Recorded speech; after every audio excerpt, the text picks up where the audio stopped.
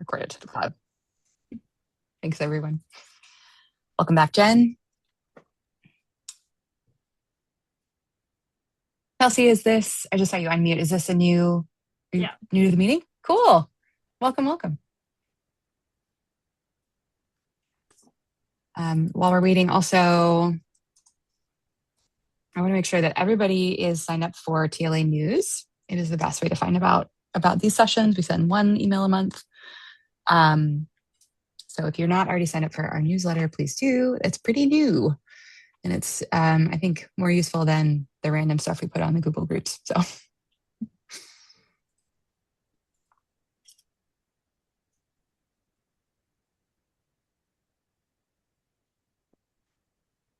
All right, what the heck? Let's get started. I am Liana Frick. I am on the steering committee for the Tool Library Alliance, and I'm very excited to be facilitating today. I am going to ask folks to go around and share your name, pronouns, location if you're with an organization. And then what is one challenge or question you're facing with board succession planning? Or, the life cycle of your board in general. And I'm going to end with Kate because I have some other questions for Kate to get us started. And I will start with Steve because you're unmuted. So if you could answer and then pass it along to someone else. Steve Fade, he, him, here from Toolbox Project in Eugene, Oregon, standalone, not-for-profit tool lending library, trying to do more workshops, et cetera, et cetera. Personnel shifts on boards, and I think it's maybe not just a challenge, but a challenge to remember that the tenor and take on things might be different, president to president, group to group, and to set one's expectations for the organization based not on what was happening last time around or what the even potential could be, but just who's around, who's got capacity, who's helping out. Thanks.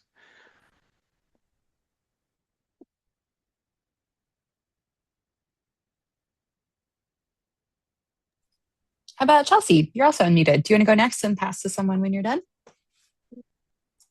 I'm just plugging the tablet. I don't trust the battery. Okay. So I'm Chelsea. Let's go.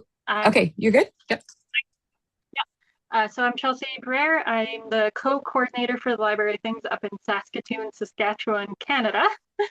I'm also one of the founding board members, but I'm entering my very last term on the board along with my other co-coordinators. So we're needing to make sure the board continues without us. Good question. How about Darren? Hey, y'all. Darren Cotton with the Tool Library in Buffalo, executive director, but also served as the board president before we had staff. So that was kind of an interesting transition. I would say just sort of what the onboarding / training process looks like. I think it continually sort of evolves and morphs every year, but we do consistently get feedback of like some board members not really sure what the expectations of them are. So I guess just how to lay those out in a better way. And I will pass it over to Jason. Hey everyone, Jason Nauman from Rockwood Common Tool Library out in Gresham, Oregon. We have a split cycle, but we're starting to transition more of our positions on our board from more of a placeholder group of board members to a much more skilled and effective group. And so trying to figure out how to make that transition, selecting the right folks kind of for those positions. So, and I will pass it to Shelby. Hey y'all, I'm Shelby. I'm the operations coordinator at the Asheville Tool Library in Western North Carolina. We actually have one of our board members on here, but I will say as a staff person, our board has always just been kind of the hardcorest of our volunteers. And as we've transitioned into having more staff to take on the day-to-day operations, we're looking at trying to transfer our board into more of an advisory or overarching big picture board. But right now, so much of our board is just still kind of in the day-to-day weeds. It's hard to kind of shift over into that. So we're in the middle of that whole process. And I'm going to bounce it over to Keenan because he is on our board. Hey y'all, Keenan, he, him with Asheville Tool Library. Shelby covered some of it. I've been on the board for 6 years. I've been a regular board member, president, and currently the treasurer. And yeah, we've just never had great formalized processes to bring on new board members. We're working on a pretty meaty document right now, heavily based on, I think, the Chicago Tool Library's document. They had a really good one. I just like downloaded from and started like going through and adjusting to work for us. But yeah, it's a similar sentiments to what some others, I think Jason had said. So yeah, hoping to just glean anything that anybody else has figured out that makes this all a little bit easier, and trying to rotate myself off the board pretty soon or something like that. So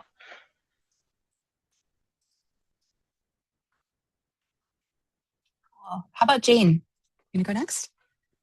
Sure. Hi, I'm Jane. I'm a PhD student at University of Texas at Austin, and I'm studying the Library of Things movement. And I volunteer with Austin Public Library, helping them relaunch their tool library.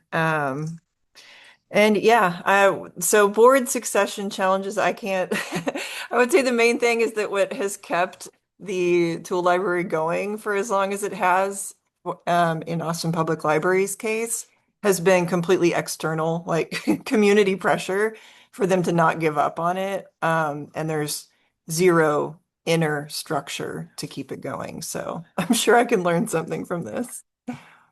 And I will pass it to Kate. I'm going to end with Kate because Kate's our content expert. I'm going to ask her a few questions. Oh, that's right. Let's go. No, that's fine. I'm going to go next to Jessica. Okay. I forgot that it was my full first name, and I was like, "Is there another Jess in here?" Okay, no, Jess. Okay. it's fine. That's just what it says. Hi, my name is Jess. I use she, her pronouns. I am one of the board members on the Tacoma Tool Library in Tacoma, Washington. I was selected on back in December, so I haven't been on very long. And then this next meeting that we have in June, I'll be voted in as the treasurer. So yeah, what's some of the challenges or questions that we have? If anyone has gone from an executive kind of board to being back hands-on, we have had to lay off a handful of our employees due to budget cuts and a few other things. So we are going back into being a very heavy hands-on board after being hands-off for a while. And then as far as facing with board succession planning, I guess that's kind of in the weeds of it because a handful of people have been so used to a certain type of way, and then now having to be more involved with everything that it takes to operate a nonprofit. So I think Josh hasn't gone yet if I was paying attention. So yeah, thank you. Hey folks, Josh Epstein, the Executive Director for Seattle Economy, the Shoreline and Northeast Seattle Tool Libraries, he, him. And we have a relatively small board, 7 folks. We are talking about getting a couple more on there. We feel that need. It's a working board, and we're really kind of strict about it being a working board, not a fundraising board. We do have a fundraising committee that several of the board members are on. So one of our challenges is finding the right folks. We've actually only had folks come through as like members to volunteers to committee members to board members. And we have this great time to vet them and know that they are the kind of people that can share their opinions, but also really listen and aren't bringing a huge amount of ego to it. It's been really successful. So part of our challenge is just identifying those diamonds in the rough. The other one is a kind of classic nonprofit growth thing, which is we have some founders on our board who are amazing and are really the heart and vision keepers of what we're doing. And it's been great that we've been able to transition with more systems and keep them engaged while changing and growing, but we are getting to the point where they have had some struggles like, what's my place here? What am I actually doing? A lot of what they used to do has been taken up by other board members or staff. Um, and so we have struggle in board meetings sometimes with like decision making where they're asking a lot of really nitty gritty questions that are like very operational, that we have more trained people and experts that are in it that can answer those. And it's taking too much time from the board meeting. So we're trying to figure out a way to make sure we're all on the same page of like what decisions are made where. And so we actually brought in a consultant that we're working with right now to come up with decision-making matrix. We're using a RACI model. We're doing a lot of stuff which I'll happily share out with folks, but just trying to figure out exactly how we're going to delineate who's making what decisions and what information they need and what they don't, so that our board meetings aren't 5 hours long. Gosh, I will ask you for that when we're done. Yes. And Allison, I believe. Hi, folks. I'm Allison Huff. I use she, her pronouns. I am the operations director for Shareable. I'll do a little plug here. Back earlier in the year, Shareable, in collaboration with TLA, of course, released the revised Library of Things toolkit, which I just shared in the chat. And we have our print version of the toolkit that should be available by the end of this month. So I'll keep all the TLA folks posted on that. But super exciting, and we're basically not basically, we are like passing it along at cost. So any of y'all who want to have physical copy in your tool libraries, it'll be available for that in addition to always being available online. As far as the board goes, back in November, Shareable adopted a worker self-directed nonprofit model, specifically with the self-management framework for our team members. So, all of that, new processes and, new modes of operation with the staff are clicking in really nicely. But we are still trying to figure out exactly how to tweak the board roles to best fit in that model. And, it's just a bit of an ongoing process. We're working with a small ad hoc board governance committee to figure out those big questions, to noodle on those things and go back to the full board with recommendations for updates to bylaws that are a bit more nuanced than just that basic organizational structure, legal structure.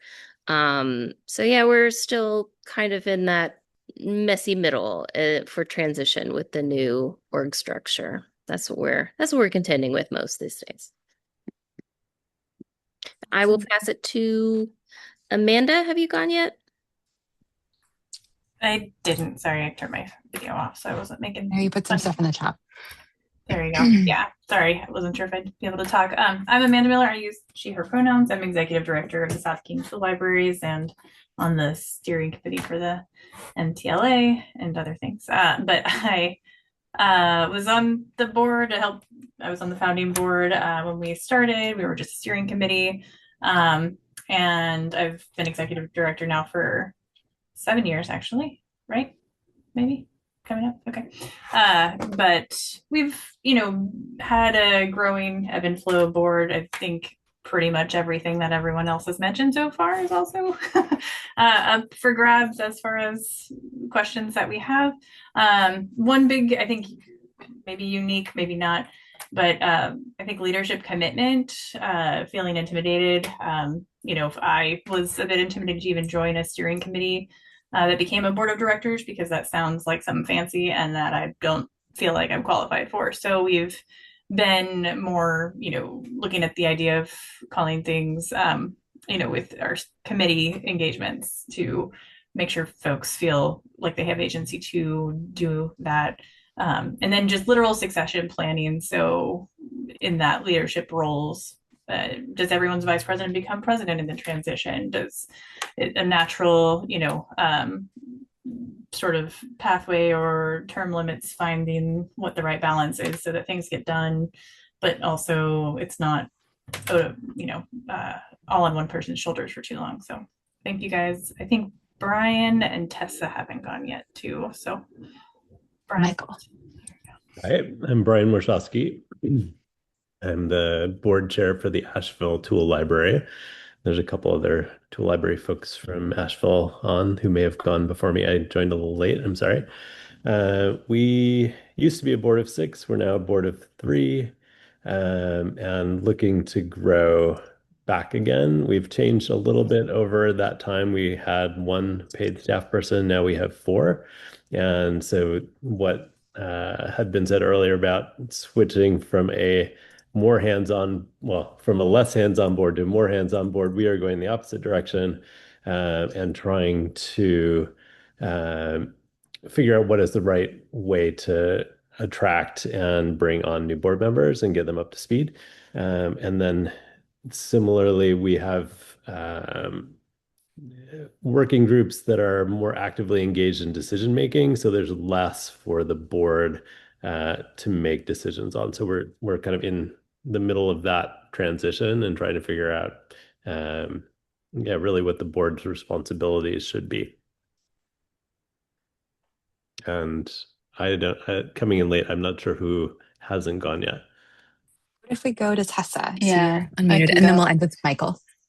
Yeah, Tessa Vierk, she, her, executive director of the Chicago Tool Library. I've been pretty happy with our board over the years. Every year we get better. We have our biggest board ever this year. It's like 17 people. It's pretty nuts. Lots of committees, but I would say the biggest challenge I've personally had over the years with the board is just we get so many great applicants who maybe don't have the experience, like the leadership experience, the nonprofit experience to maybe be a board member, but how do we capture that energy for like an auxiliary board or some other kind of fundraising entity or something? I feel like we have this kind of loss of talent that kind of happens every year when we recruit for board members and have to tell people no that haven't quite figured out yet. That's one of the biggest things I'm always trying to solve for without putting too much on my own plate. Yeah, and then Michael. Hello, my name is Mike Richter. I'm from Chippewa Valley Tool Library in Eau Claire, Wisconsin. We are like 14 months in, and we opened our doors on May 29th, so we're still pretty new. Obviously, thank you. Succession is not a concern at this exact point, but so I'm here to just kind of hear from you all and your experiences. I think the only thing that might relate is currently of the 5 board members we have, 3 of them are out for personal reasons. So I can see that be a challenge, and most of the work falling on 2, maybe 1 person. So, but otherwise that's it. Jen, Kim, do you want to go? Sure, thanks. I'm Jen. I'm the director of programs at the Station North Tool Library in Baltimore. I know Liana well. I use she, they pronouns. We are a working board as well. We're a very small board right now with 4 non-staff members. And we currently are going through a board recruitment process to bring on like a healthy number of board members. And, I'm gonna ditto like everything that everybody else said in terms of like what are things that I would love to like do better. And I think a big one that comes to mind is how do we give people the context that they need to do the work, with confidence. I think that's like a big thing that like when we've had new board members come on, they feel like they don't really know enough to confidently go about the work. And obviously giving context takes a lot of time. What is the best process to do that? What context is necessary? So that is something we're trying to work through. And then something that just came up because we're literally going through board recruitment right now is, we have a pretty robust process of how we take in applications, do interviews, and try to find people to sit on the board. But we've found recently that that process has kind of been doing us a disservice. You know, we are really grounded in our relationships with one another. That's what really we've found has made a successful board, is that when everybody knows each other well, feels connected, feels like, you know, at ease with navigating problems or issues. And so, you know, it's really hard to go through like a very strict, robust process for onboarding, but not feel like you're starting to build a relationship that is rooted in, like, in some ways, like being able to casually converse with one another. You know, we don't want everybody to feel like they're stuck within the role that they're sitting in on the board and the work, but that they're also being integrated into the Station North Tool Libraries community, and that they have, you know, buy-in to the project. You know, they already have some initial buy-in because they want to be on our board, but then the continued buy-in of like, I want to stay on this board because I'm feeling really connected to the people that I'm serving and the work that I'm doing. So that we found is super important, but then the process of recruitment and onboarding feels a little bit removed from that at the moment. So that's something I'm curious if other people have processes to bring on these like really power volunteers. They're not getting paid for the work that they're doing. How do you instill in them like the passion for the project and also the context that they need to feel really comfortable sitting on the board, which I think will lead to retention. So yeah, I think Darren hasn't gone yet. I'm not sure if anybody else hasn't gone. There did go. Oh, sorry. Unless I hallucinated that. I think we've touched up everybody. So I want to go to Kate. And Kate, I have some specific questions for you, sort of summarizing the big themes. If you want to introduce yourself and any challenges you guys are having. We've been doing this for a long time and we've probably hit everything at one point or another, but we're certainly never in like a perfect place. So my name is Kate Hersey, she, her. I'm the executive director of the Minnesota Tool Library. And so I sit as an ex officio on our board and work with our co-chair in terms of running that. Our board has between 7 and 12 members. We do 2-year terms. It is a self-sustaining board, meaning the board members vote in whoever is joining them next. We don't put that to like a full member vote formally through. We just do it in-house. And we do have kind of a weird staggered term setup that I can talk about as well. We are a mix of an advisory and a working board. And we do have a secondary committee structure that supports the board and reports in and feeds into it. And so that is, as a general rule, our board pipeline, but people don't have to come through that pipeline specifically. So yeah, that's me. And I think the biggest thing for us is always just managing the ebb and flow of our board volunteers and our, you know, those super leaders who are engaged and want to do everything, and making sure they leave space for people who are new to take on projects and feel like they have ownership, managing, you know, what happens when your board members have a new baby and they have to step down and they've been doing a ton of, you know, heavy lifting for the organization, and just, you know, those shifts that come and that constant change in your board. So thanks, Kate. Yeah. I'm gonna ask you in just a sec. We're gonna start getting into some problem solving. We do have 2 folks, one who I accidentally skipped because they joined late, and then one who just joined. So Sarah and Julie, I'm gonna have you introduce yourselves real quick, if you don't mind. Who you are, your pronouns, where you are, and then one question or challenge you're having with board succession planning. So I'll start with Sarah. Hey everyone, my name is Sarah. I use she, her pronouns, and I'm here from PBD Things in Providence, Rhode Island. I would say one thing, we're fairly new, so we've been open for about 3 years. And I think one thing that we are trying to figure out, I think it was a fairly informal board. It's a working board. And so how do we kind of keep the fairly informal spirit of the board? Because I think that's kind of our culture, but also bring in some of the more, maybe some of the more formal board elements that can make us grow into the next phase. Thank you. And also, hi to Devin, one of ours originally. Julie, do you want to close us out here, the introductions? Yeah, my name is Julie. I'm with Mankato Makerspace in Mankato, Minnesota. And our group is similar, working board, been around for 8 years. Kind of stagnating.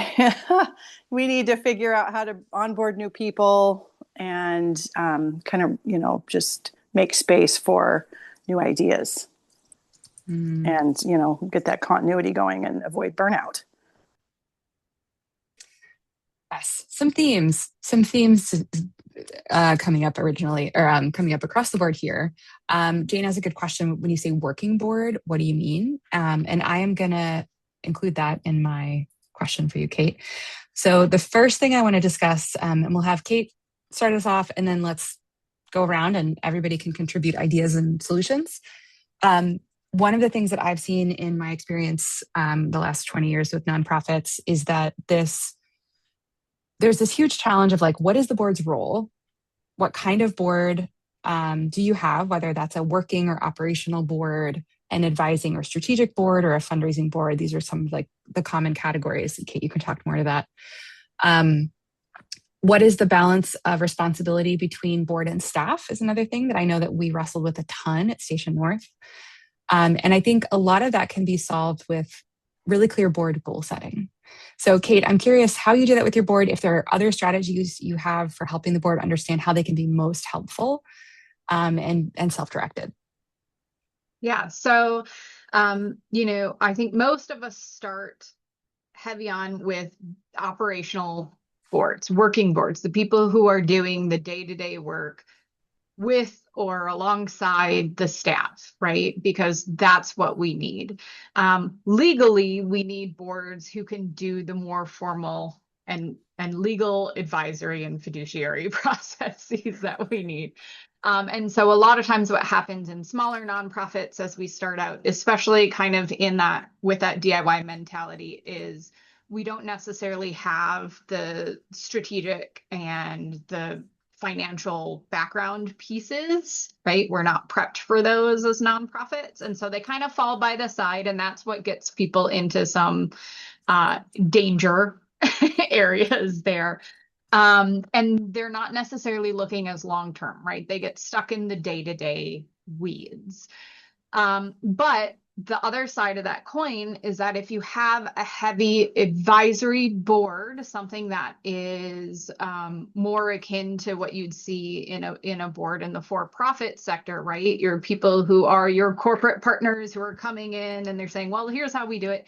They don't necessarily have the connection to the day-to-day to make sound process decisions for your organization, right? Because they've never been behind the desk running a tool loan, and the ability to say, well, if we put this, logistical rule or this process in place, we don't know how that's going to ferret out in the real world in the day-to-day. So for us at the Tool Library, we decided to have a mix of those boards. And so we give our board members, and we have them complete their individual board goals.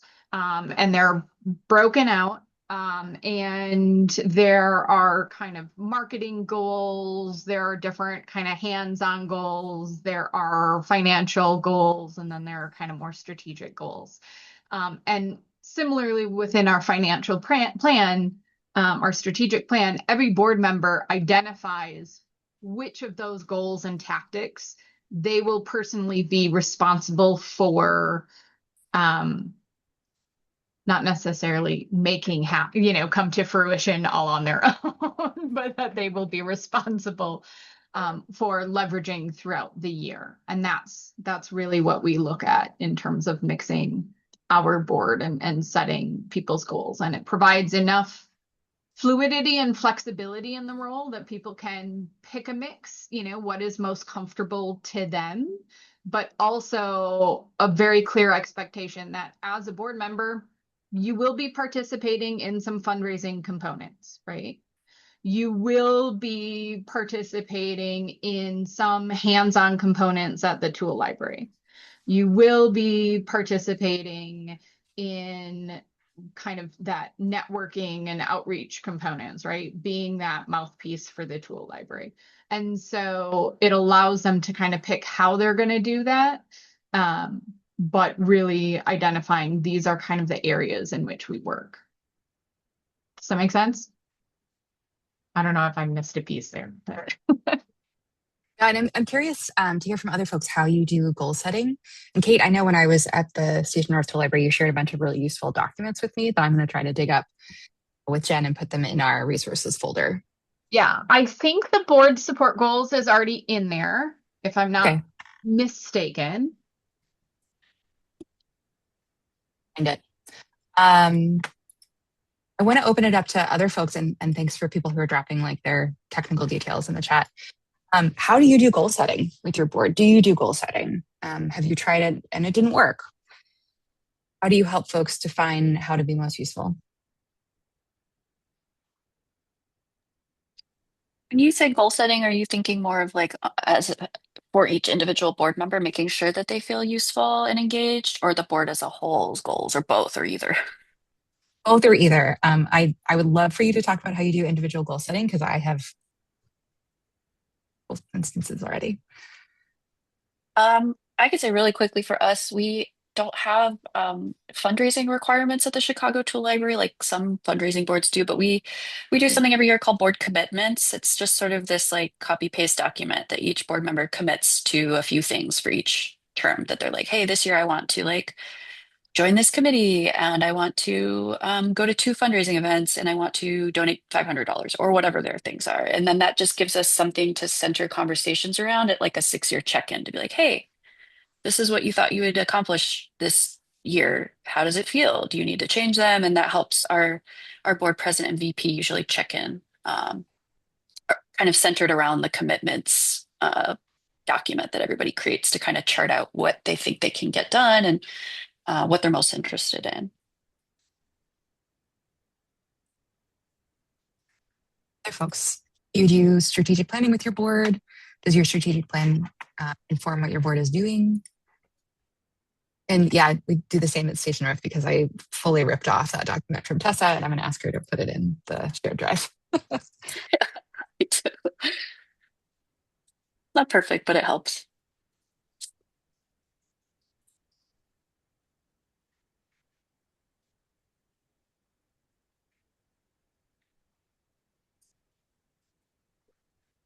Jess, would you talk more?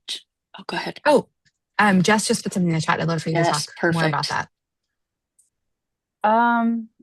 Yeah, okay. Well, like I said, I've only just started in December, so I don't know what they've done in the past. But when I came in, we had like an extra long meeting to try to go over what people's goals were. And some of it, I think I forgot who mentioned it, but something about I think the last person, I think maybe it was Tess or something, talking about just things that people want to sign up for or maybe improve on, and that could have included like individuals who aren't strong in finance joining the finance committee, kind of seeing how that process goes, or things along the lines of doing some research on some donor advised funds or attending like external committee meetings and stuff like that, or things that are in the community. So for those that don't know the Tacoma Tool Library, we are located inside of a public library. So it's like we're not part of the public library system, but we rent a space within the library. So it's like we also have a network of other organizations that are also in that hub or community hub. So trying to attend like those kinds of meetings and extends extra efforts accordingly that way. And then there's just a handful of checklists and people all signed up for different things. And so I didn't sign up for too many things because I'm still new to it. But one of them was being like trying to work more or trying to create like a more sustainable fundraising plan because there isn't a fundraising plan. And I have a background of fundraising for a lot of other positions I've held in nonprofits. So that's something that I'm stronger in. So trying to hone in on that. But some challenges that we experience that I think others do too is since we are heavy on volunteering, other people do work full time elsewhere. So it's like trying to find the little niches of time that people can collaborate together. But yeah.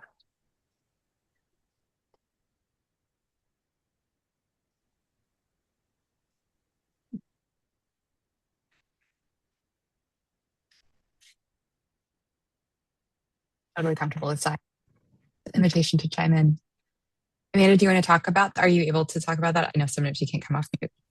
Yeah, sorry. I just didn't want to jump all the way in, but it's a much better feeling to say things like, individual goals because we've had to do things like board expectations and creating sort of pathways for off ramps for people because of their communication or their engagement isn't as helpful as we would like for it to be, sort of the kind way to put it of there's ideas and generating ideas and then there is what needs to be done and there's a balance I think that we've had to create in that and I much prefer to call things something positive because it's only going to feel more like judgment when you're creating the even just the terminology or using the terms like expectations but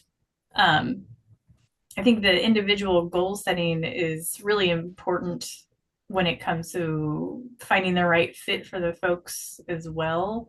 And I wonder if anyone has,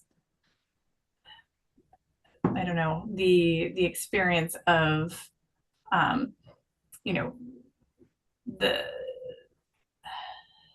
how do you keep that?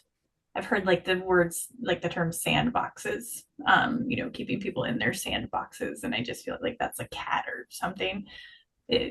What's a better way to approach it versus, punitive or like losing people really. Yeah. Parallel play. That's way better than,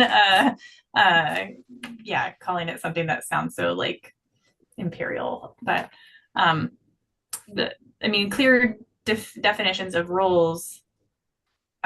We felt like we established that in one iteration, but as we're, our board changes and different people come into different positions, feeling like it has to be customized each time seems like counterproductive too. And maybe we just need to play with it more and gamify it or something. Do people have overall job descriptions, like set expectations for as a board member, here's what we expect, regardless of what we're working on this year?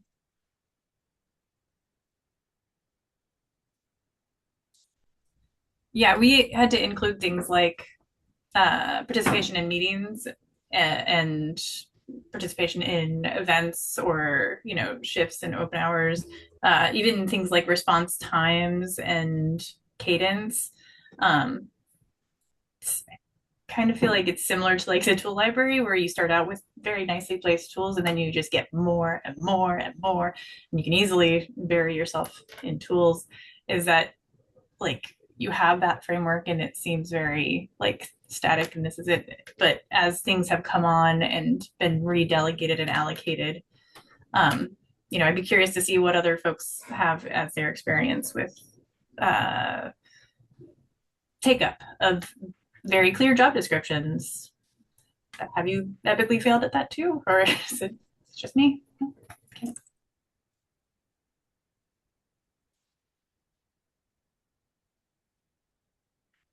I'm curious if you would talk more about the strategic planning review that you do. What does that look like, and how do you figure out what goals should be owned by the board of directors?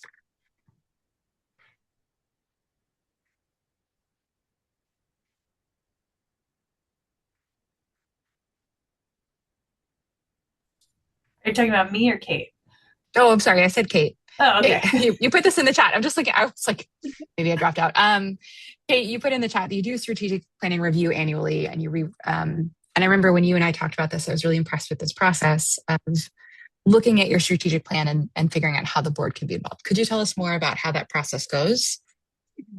Yeah, so every year our strategic planning process is a living document. So I think that's really important, and we approach it as a living document, and we approach it as a huge to-do list also that we know we're not going to do all the time, right? So every one of our goals is kind of broken down into longer term objectives and shorter term objectives, and then very specific, like measurable tactics that we've identified that we're going to try to do, right? That kind of speak to each of those broader goals.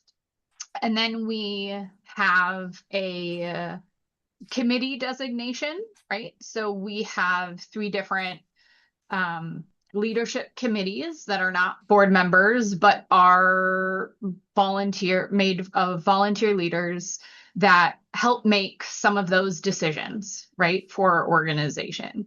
And those committees, those teams include our staff members. They always include at least one board member who kind of sits and leads that committee discussion, right? And then it includes whoever else wants to provide input, right? Some are kind of regular committee members and doing a lot, and some are popping in for one meeting to say, hey, here's what my thoughts are on X topic.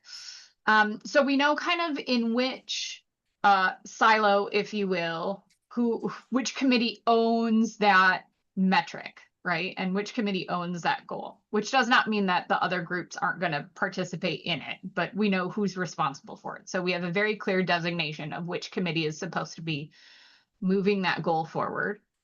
And then we have an even more concrete designation of which specific board member is responsible for checking in on the progress of that goal, right? And so it might be that they, as an individual board member, like that's in their wheelhouse and they're really interested in it.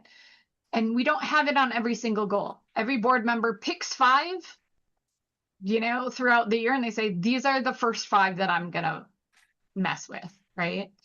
And then there is kind of the next piece is kind of a progress note. So they can note what progress has been made on it by themselves, by the committee, what have you, where we're sitting right now. So we kind of always have that continual reflection going on that people are working on, and they're coming back to the strategic plan. So it's not something that we build once every 3 to 5 years, and then we don't touch it until 3 to 5 years down the road where we were going, oh, what's our new strategic plan, right? So it's something we have a lot of touch bases in. So as executive director, my annual review is based on the strategic, like how we're doing in accomplishing our goals for the strategic plan. Our staff reviews are based on how we're accomplishing the strategic goals, where they intersect with staff, right?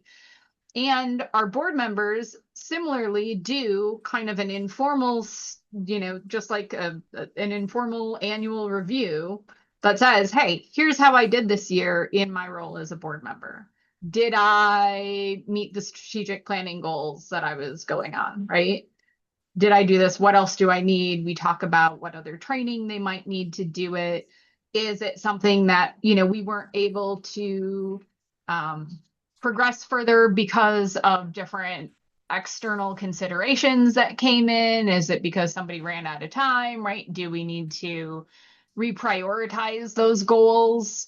What do we need to pause? And so we do that quarterly. We kind of do within our quarterly board meetings, we do a quick touch base, right? We're not going through our necessarily line by line in the strategic plan, but we're doing a touch base. And we have those regular check-in points so that it can't be a year, 2 years down the line and we go, what have we accomplished? I can't remember, right? And it's not up to necessarily myself or the staff to be able to report, here's everything we accomplished, right? So it's part of the role of the board members to be doing that kind of continuous reflection. So I think that's really important. We have a really fluid and a really flexible, we're a very informal board. And so our onboarding process and kind of that goal setting document, if you look at it, it's very flexible, right? We have kind of big buckets and we have examples within those buckets of what our board members are expected to do. But it's, one will teach a class, one might serve as a tool librarian, right? There are different ways to accomplish those goals. So I think for us, it was really important to make sure that we weren't setting an expectation that a board member was going to do these 10 exact things, right? So instead, our expectations are saying, well, hey, most board members average 6 hours per month of service, right? So we're saying, here's your average time. You're participating in our monthly board meeting. It's generally set for like a 2-hour time frame. You're going to lead or co-lead one of our standing committees, and you're going to serve some kind. You're going to do that with a committee, or you're going to serve a core admin function. So for example, one of our board members codes our accounting every month, right? That's what they do. They log in and they're coding accounting. That is worth the same time commitment to us as sitting on a monthly committee and kind of leading that. So they can pick which of those functions really fit best for them. And then we generally do a half-day annual retreat, right? Which is where we're doing that heavier strategic planning pieces. And we'll do a handful of optional social activities throughout the year. So sometimes we've gone and done axe throwing. We did an escape room as a board, right? Just kind of fun things so that it's not all heavy all the time. And we don't have minimum giving goals. We just ask that it's at the top of their personal philanthropic gifts, right? So like whatever your giving is, we just ask that MTL is amongst the top of your pieces. And in terms of our time frame, we appoint new members in November to the board, right, for those official term lengths, but we recruit on a rolling basis, and our new members join the board pretty much at any point in the calendar year, and they serve basically as interim members for a partial term before that formal appointment. That just made it easier for us in terms of tracking those term limits and that succession, so that we knew that people weren't so that we could actually track it, right? Not just have one like monstrous spreadsheet. Speaking of monstrous or beautiful spreadsheets, I wonder, and I know that it's like a working document that your board is using, so if not, that's okay. I was wondering if you would be able to screen share that sort of to-do list document. Yeah. I remember being really inspired by that. And while Kate's pulling that up, I want to throw another question out to the group that we'll open up after we look at this great document. How do you get people excited about increased leadership? And I know Kate just mentioned some team building exercises that you do, making sure that you're valuing people's work as they're on your board. But this came up a couple of times, right? Like, how do you get people sort of like on that conveyor belt or that escalator towards more and more responsible roles? And then how do you help them think about then coming back down the escalator when the board needs to change? And yeah, I think part of that is potentially the test run. But so as soon as Kate gets this up, I'm going to ask Josh. Josh, are you there?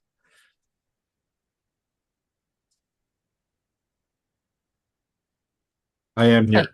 Hey. I am. I was wondering, Kate, did you find the doc? Yeah, I'm trying to get it sized so I can get a screenshot. not tiny. Cool. So while Kate does that, Josh, would you talk more about the way that you sort of like test run or pipeline new board members? Yeah, sure. So it's relatively organic. We start with getting, we have tons of members, and like many of our board members, except for myself and our two founding members that I was mentioning before, were members. They either came to us or we identified them as folks that might want to get more involved as just a volunteer. So they either asked to volunteer or we said, hey, you seem very engaged. Would you like to volunteer? And then we have our coordinators keeping an eye out and we keep an eye out. And if anybody just seems like they're that much more engaged, we will ask if they want to do a little bit more work and join one of our committees. And that could be a steering committee, which is a purely advisory committee. Well, it's advisory and working committee. They often are like our first group that we'll go to if we're like, hey, a coordinator's out or we need this thing picked up. They're like our hardcore volunteers. They also have like really in-depth knowledge of the tool library, so they're really great people to go to. And we're like, hey, we're thinking about changing this policy. As a community member and a volunteer, how does this affect you? And then when we find the folks that are in there that kind of have, I think it's written somewhere, I can find it, but it's 5 characteristics that we look for in higher leadership. And so those are positive vibes. They just need to be generally positive people that have relatively little ego. They are good at sharing their opinions. They are good at listening, and they are mostly values aligned. And so if they have all 5 of those things, then we're either looking for them to be in a higher steering committee position or asking if they want to join our board, and which happens very rarely. Like we're very small. We don't have a lot of turnover at this point. I think we've just added like 1 person each year for the last few years. But then we're good. The communication in our board meetings is very respectful, but also challenge each other a lot. So there's like really healthy disagreement going on in our board meetings. Josh, I really appreciate that you have a rubric for this. I think it can be really difficult to gauge these kinds of things interpersonally. And I think it's also the kind of thing where like cultural differences can come into play in a way that ends up, excluding marginalized people, et cetera. And I think when it's vague, there's also not a lot of confidence in the process. So I think having those defined, even if they're like a little subjective, I think Yeah, positive really vibes is hard to like put Yeah. on an exact scale. But you know when you know it. Yeah. Josh, who manages the committees? That's a good question. So the committees are managed by either a staff member or a board member. Our development committee is run by a board member. Our steering committees are run by the managers at each tool library. We have a bike shack committee, and that's run by our bike shack staff employees. So yeah, I'm trying to think if there's any committees that are not staff or a board member. And I don't think that's the case. I think we have something we call task forces, which is like not a committee is like ongoing. They're meeting usually monthly.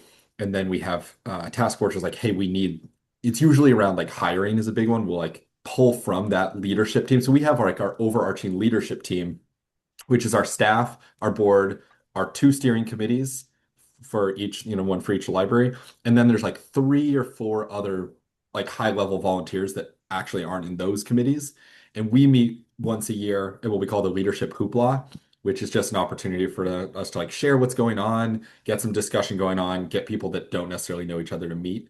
And so I think all those committees are run by that group, but we'll reach out to that group to make task forces for like, we need to write a proposal or a grant or do hiring.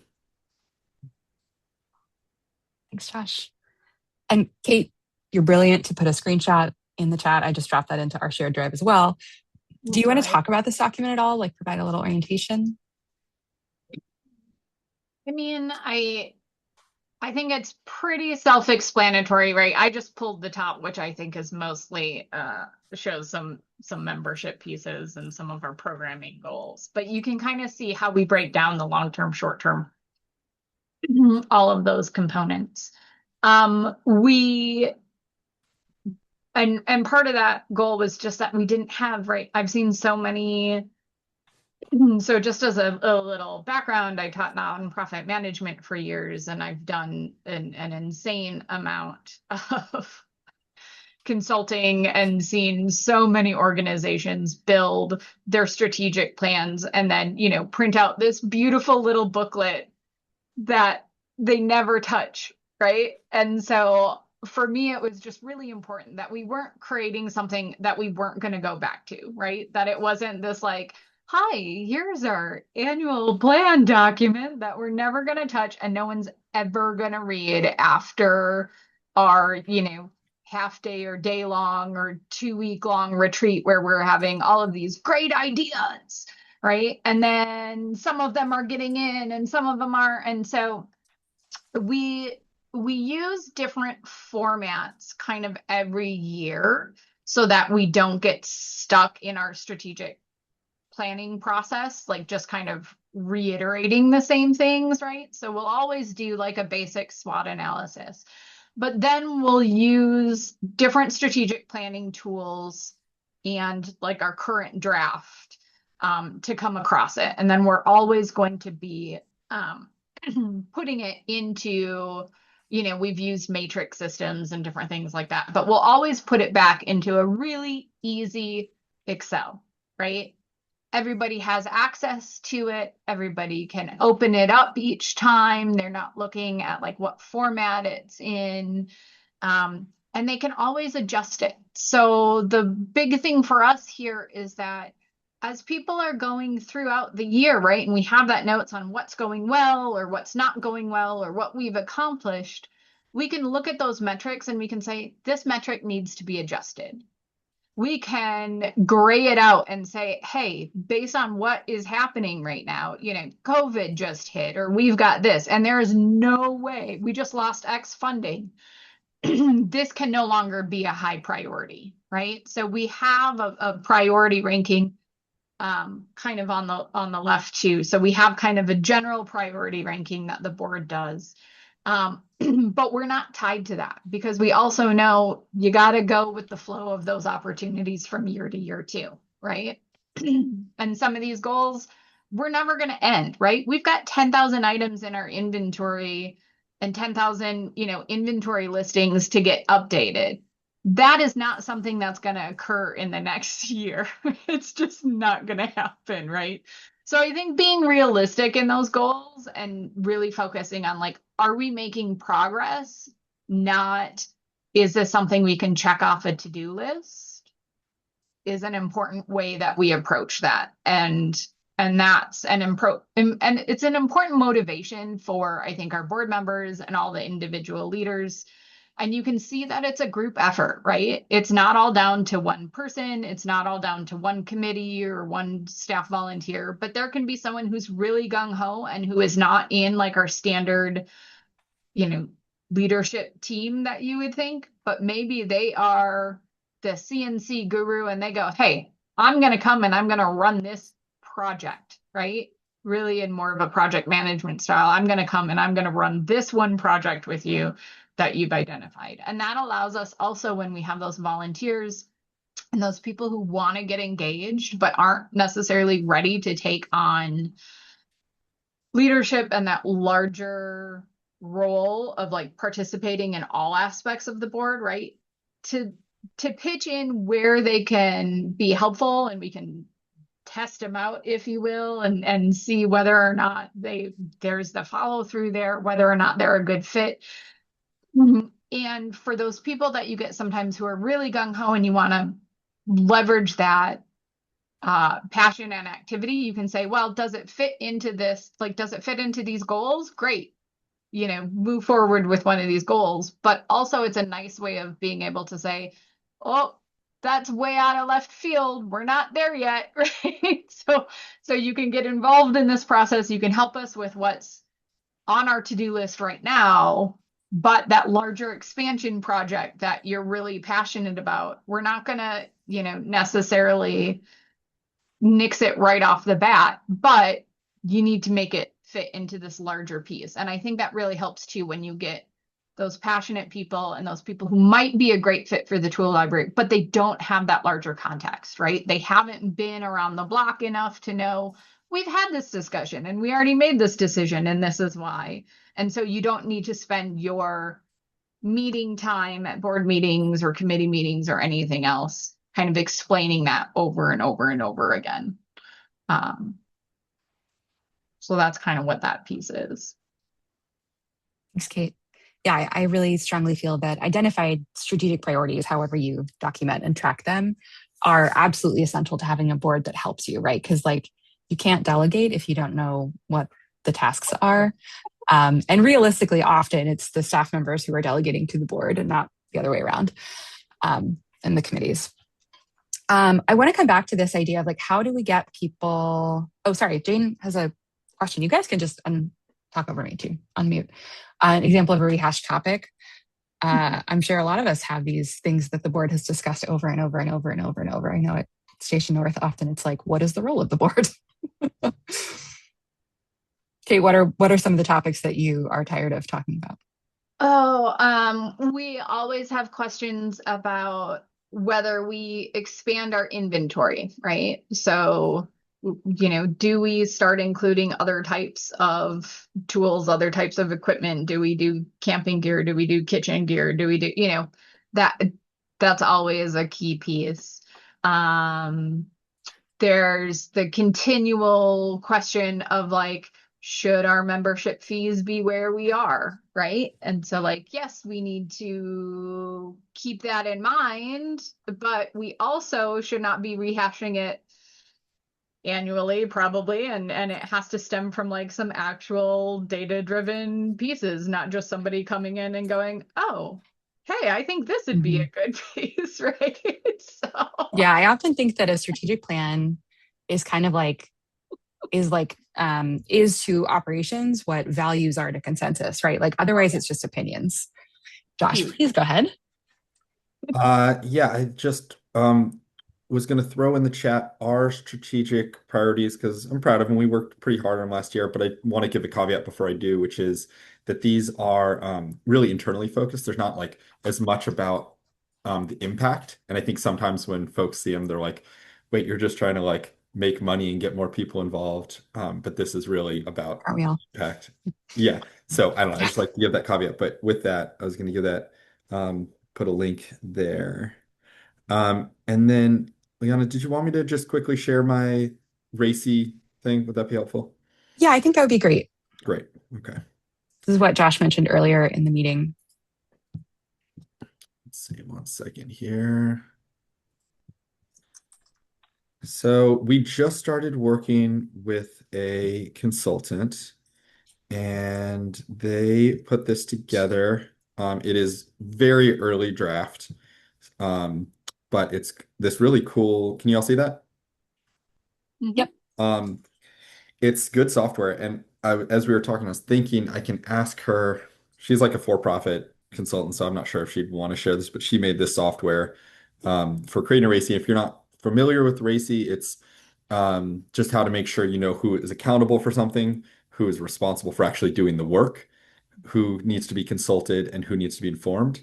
And so this is what we're going to try as our next attempt to really make sure to simplify all this so that, I know there's so many stakeholders in all these tool libraries, and it's a community built thing. And very often I forget to tell somebody that needed to just be told, or consult somebody that needs to be consulted, or can I not? And that really saves me time, and that's great.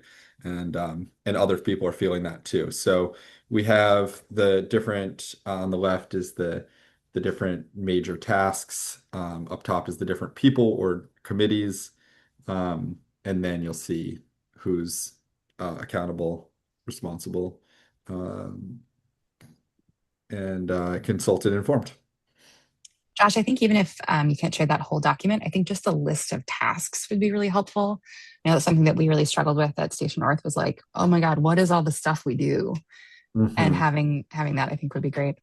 Sure. Yes. And again, this is like first draft, so I'm not sure that's everything, but I'll share that. And cool. Folk, do you want to just put it in chat, or maybe I'll make a document? That might be better.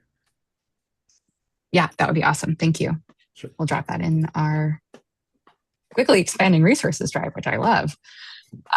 We have like 12 to 15 more minutes. I want to end with a poll about what we do next and how we help you. But I want to start the conversation also about like, how do you find your board members? Are you asking board members to really take on the role of recruitment? Is that something your staff are doing? How do you go find the new people? We're sort of working backwards from how do you inspire them to how do you find them in the first place?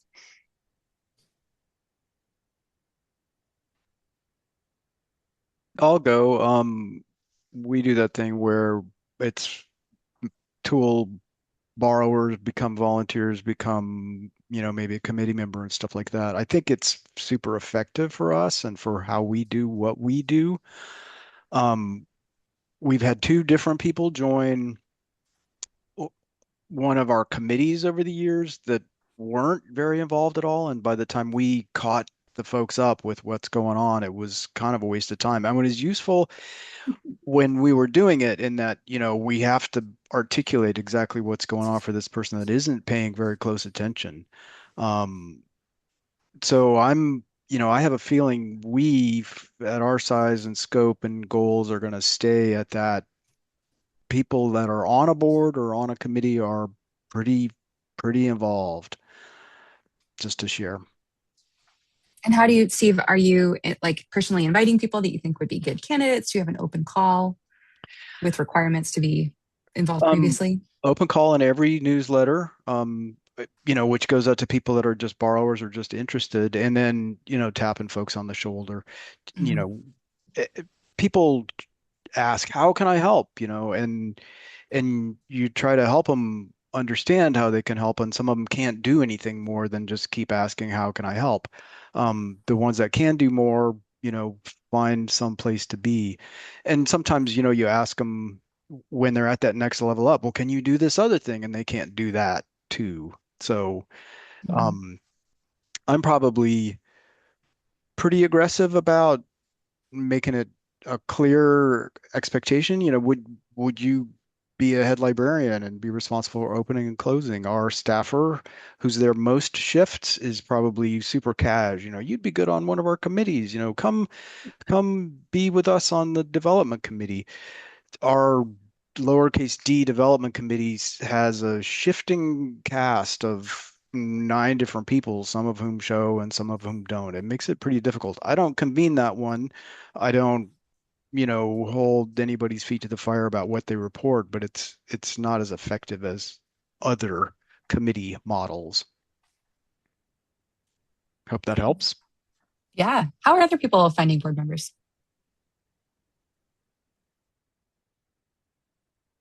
I'll note something that we've been doing recently, which I think has been really fun. So we have an open call, but we have a lot of other great nonprofits in our area, which do more of a traditional, they do more of a traditional board recruitment process, right? And they're in the same wheelhouse. They're using the same people, the same kind of passionate components. And then they have all these lovely candidates and they throw out everybody's board profiles on their website, right? And as a member of their organization, I'm voting for who's going to be on the board there. But there are always 3/4 of the candidates who don't end up joining that board. And one of the things that I have been doing recently, because those organizations I know don't necessarily have a backup level of participation, right? They don't have like a lower committee structure that can keep those individuals involved. So what I've been doing recently is actually reaching out to the other candidates and saying, hey, I saw, you recently were interested in joining the Reuse Minnesota board. And I know that didn't work out for you, but I think you might be a great fit for our organization. And that's been really interesting because it's really allowed us to expand and not necessarily like directly onto our board, although that has been a question. But that has expanded some new blood for us. in kind of the leadership committee structure and the board structure of people who we know are interested in that type of participation already because they've expressed it. So not necessarily that you want to kind of go in and steal other organizations' people, but they're not being leveraged at that. And I have asked those leaders in, in advance at our partner organizations. And since we're such a small community with a lot of, a lot of mixing in terms of our the people who sit on our leadership are also sitting here and what have you. That's worked really well for us. So it's just another way to kind of look out and think about who else might be a good fit for your network that you're not tapping into.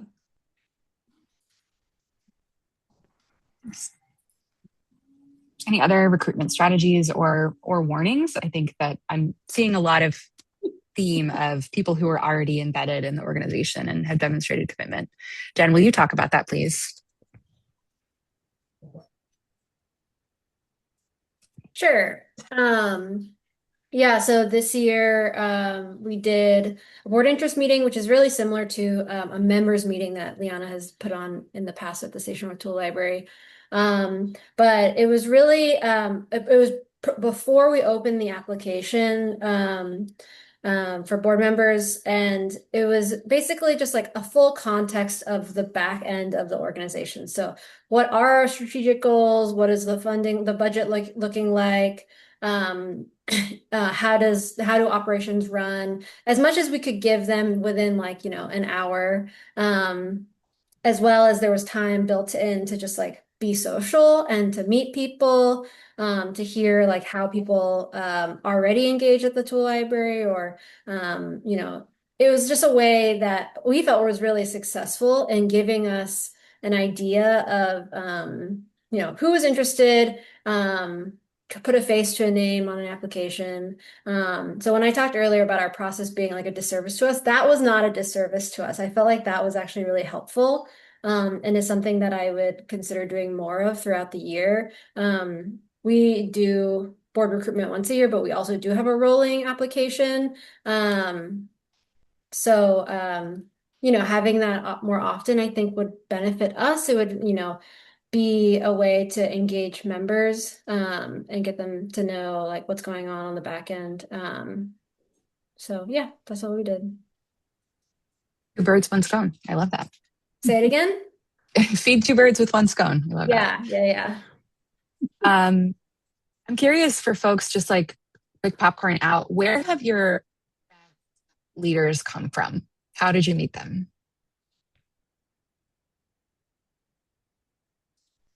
We've been really lucky that a lot of our board members have come through participation in programs. So specifically our repair cafes. So we have a couple of really incredible fixers who are also like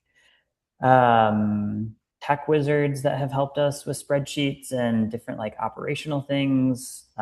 We do a lot of community service days. So we've gotten a few board members that, love gardening, love tree planting. And so they are kind of plugged into the environmental spaces in and around Western New York that have been really great. And yeah, just again, like people who have been volunteering in the shop understand what it takes to run the tool library, and that ideas are great, but implementation is significantly harder. So it really has been really, we've been really lucky that a lot of our programmatic offerings are sort of the on-ramp for our board members.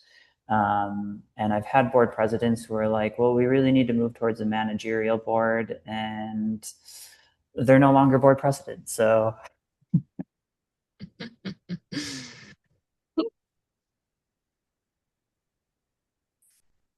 How about Asheville? I know we have a lot of Asheville people here. Keenan, Brian, how did you get involved as board members? So I was volunteer Same, for same as everybody. Oh. Go for it, Keenan. I was going to say same as everyone else, but Brian, you can give your story. Yeah, I was going to say the same. I was volunteer for like a year and a half and was approached by one of the staff people to consider joining the board, and I did. And we unfortunately lost three people relatively quickly, and so I was offered the opportunity to be the chairman of the board. So I'm now the chairman of the board. And one of the other board members was also a volunteer who transitioned onto the board. And Keenan has more history before I joined, so may know how earlier people joined the board.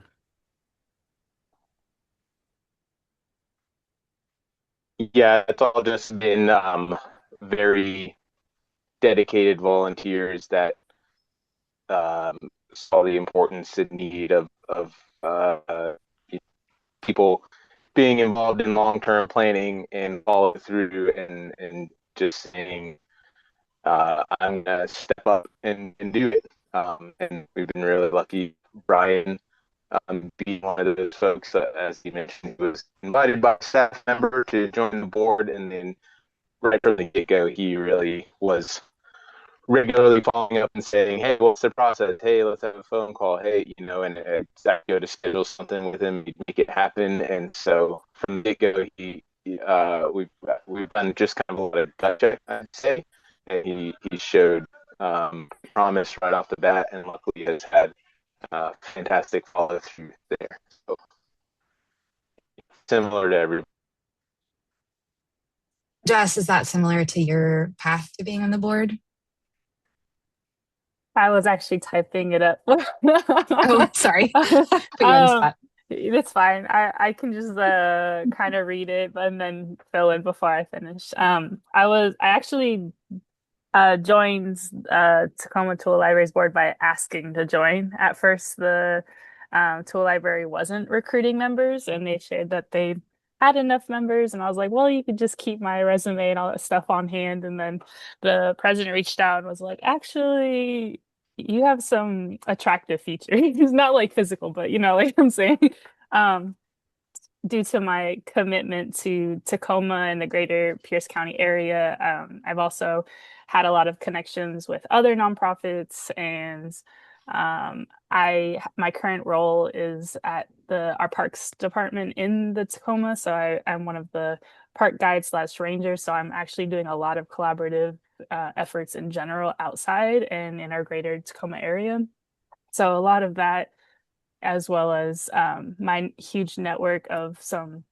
I was a member of the James Fellowship through the Russell Family Foundation. It's like this opportunity for grassroots leaders in Pierce County. So it's just been the next step was like, how do I share this with a mission that I'm really focused on? And that was the tool library specifically. So that was the hope, was to be more of a collaborative feature, and then trying to get more connections and then just provide my skill set in that way. But yeah, it's kind of been like, hey, actually we could use you. And now I'm like, okay.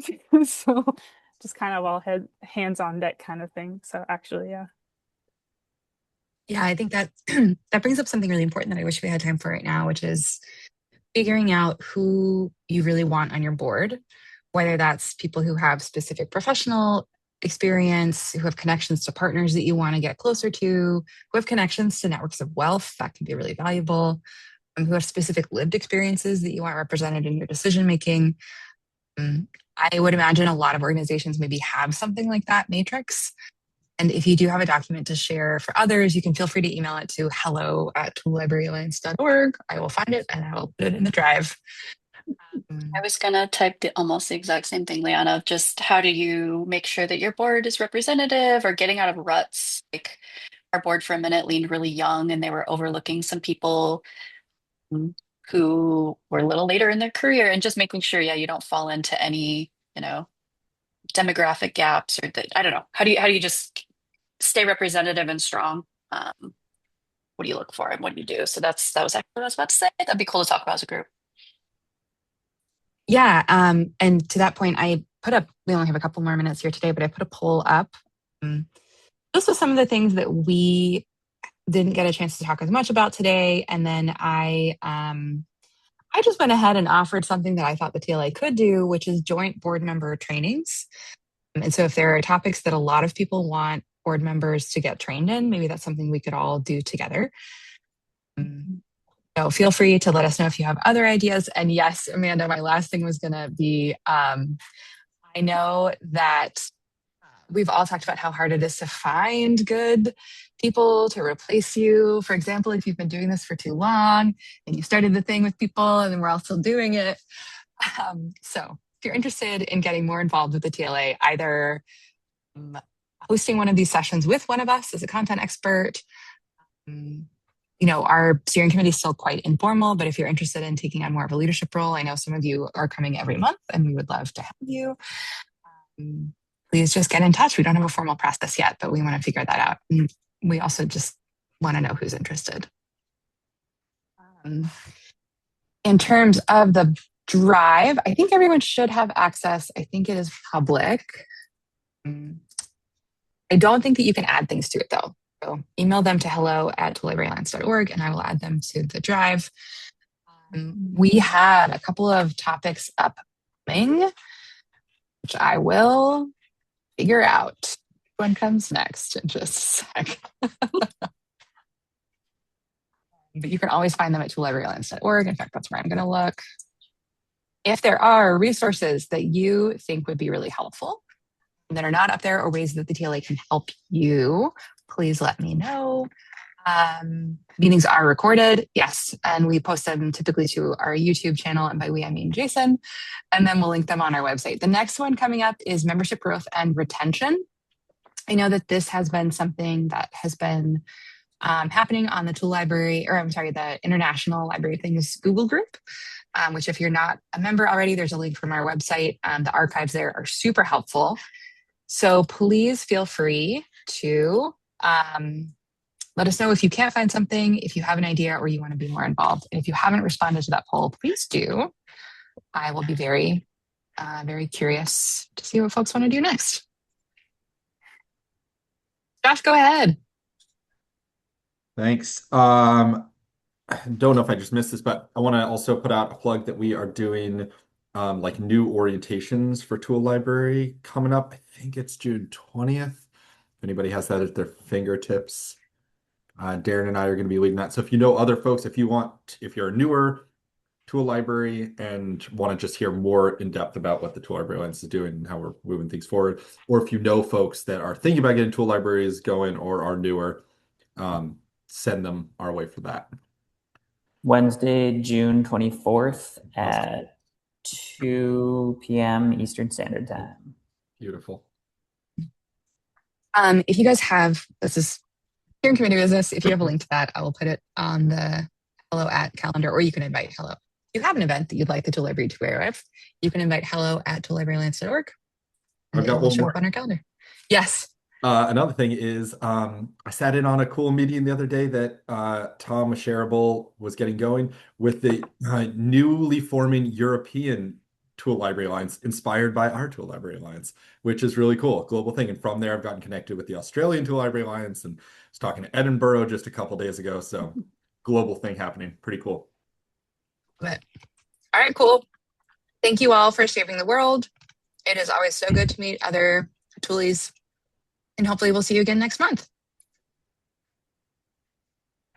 Thank you.